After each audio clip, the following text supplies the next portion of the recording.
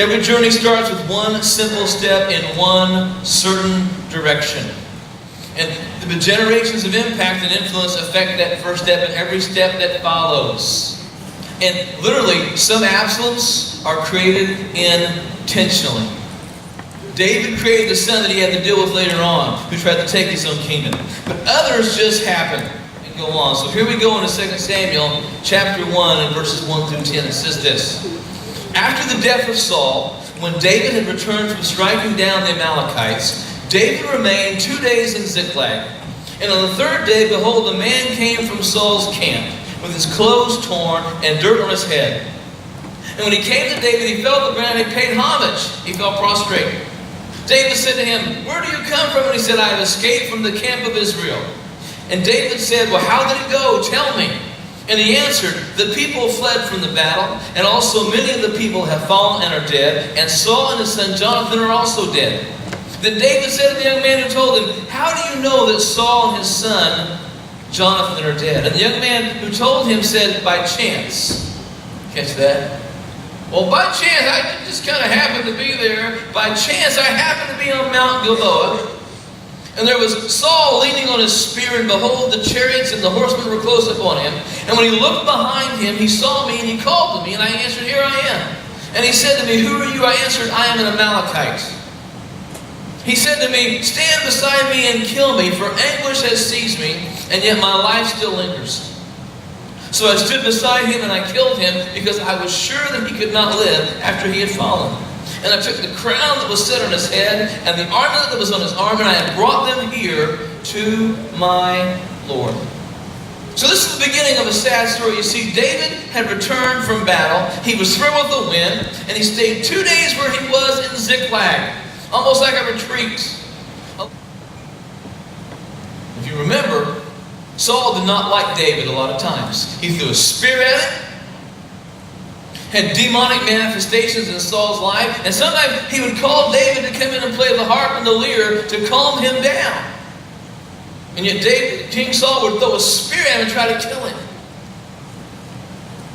So Saul was jealous. Remember they talked about, Saul's killed his thousands, but David has killed his 10,000s.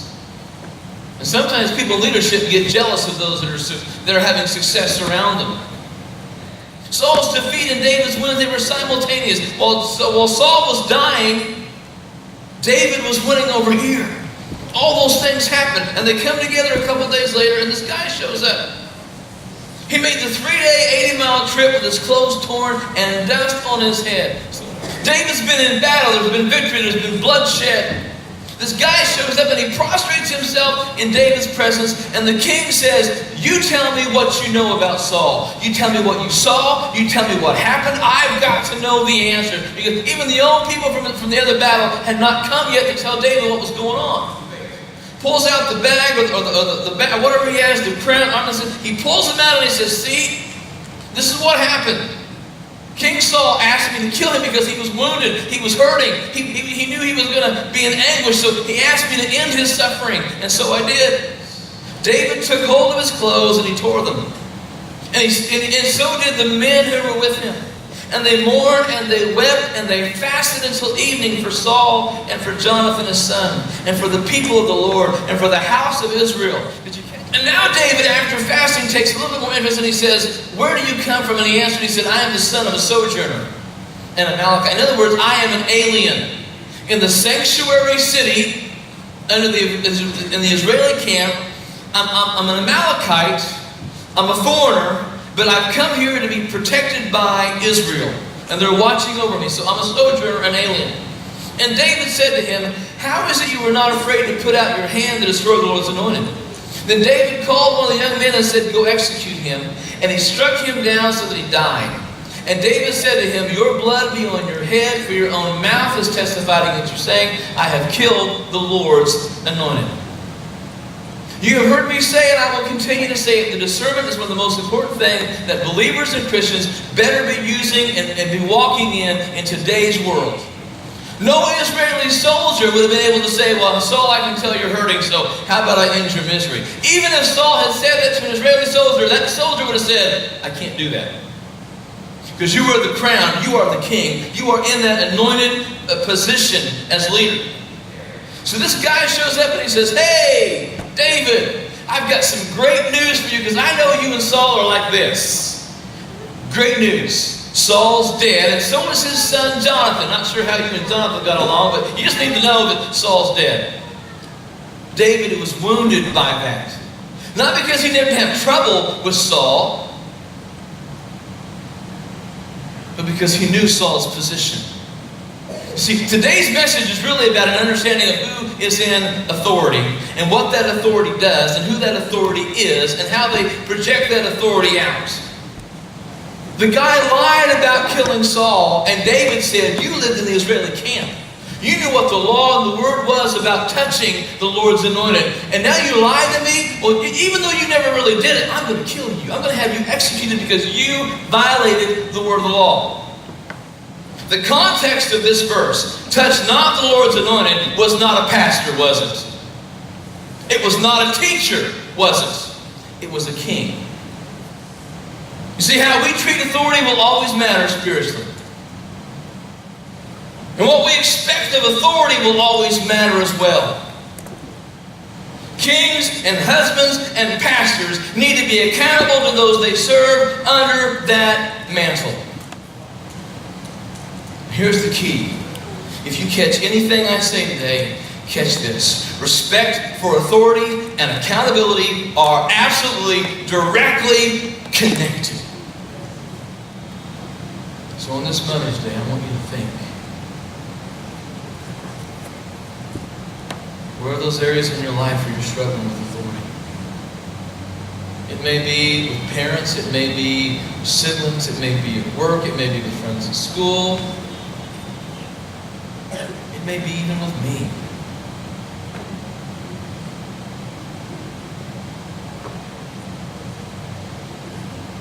Ask God to begin to help you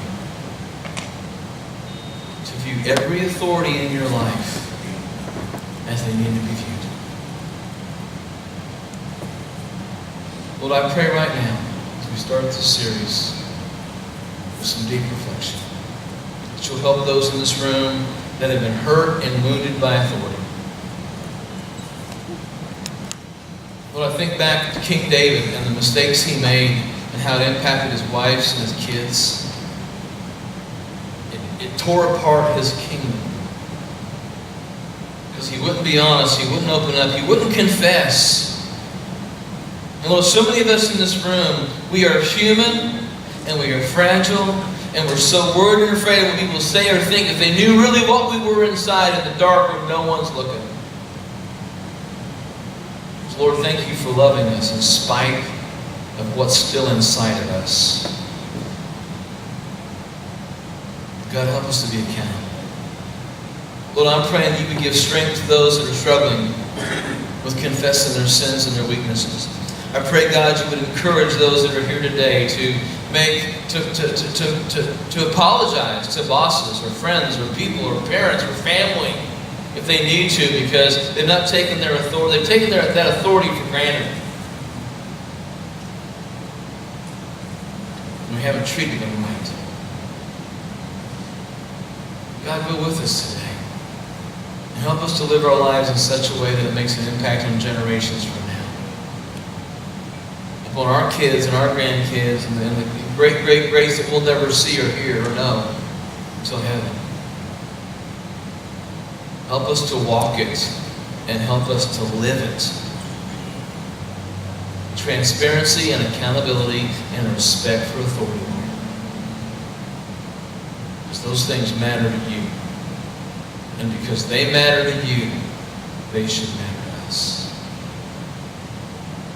So we pray that before we walk out these doors tonight. In Jesus' name.